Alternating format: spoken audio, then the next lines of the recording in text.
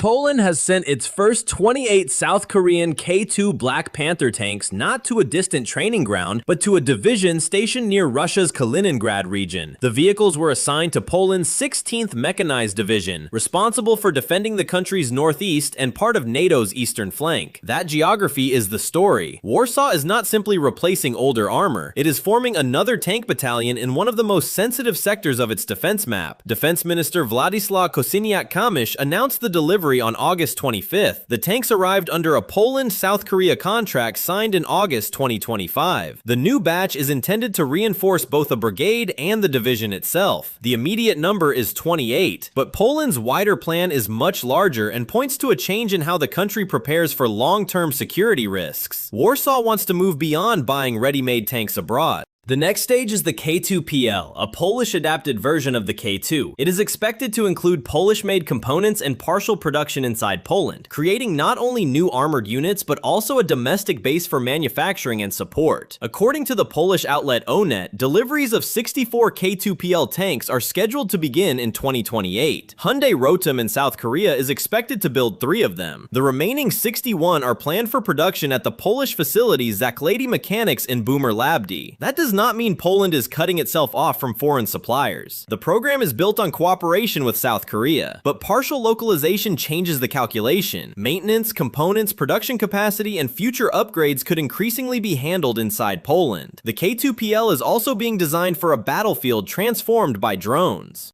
Poland plans stronger armor, a remotely operated weapon station with a heavy machine gun, and a 2-level anti-drone system. The first layer would use electronic warfare to disrupt approaching drones. The second would be an active protection system designed to physically intercept threats. These are planned capabilities, not confirmed combat results. Still, they show what Polish planners believe tanks must survive against now. Not only enemy armor and artillery, but cheaper unmanned systems. Poland says it ultimately plans to deploy 180 pieces of military equipment, including 64 tanks. Officials connect the effort to possible security threats and preparation for the harshest wartime conditions. At the same time, Polish officials say they hope these measures will never be used. Tomasz Tomczyk has said that Polish authorities and the military no longer see a possible confrontation with Russia as an unthinkable scenario. That is the tension behind this delivery. The facts do not prove that tanks make war inevitable, but 28 K2 Black Panthers near Kaliningrad, a new battalion, and planned production lines inside Poland show that NATO's eastern flank is being strengthened with more than statements. The central question is no longer whether Poland is modernizing its military. It is where the line lies between necessary defense and preparing a region for a scenario that, until recently, many preferred not to discuss aloud.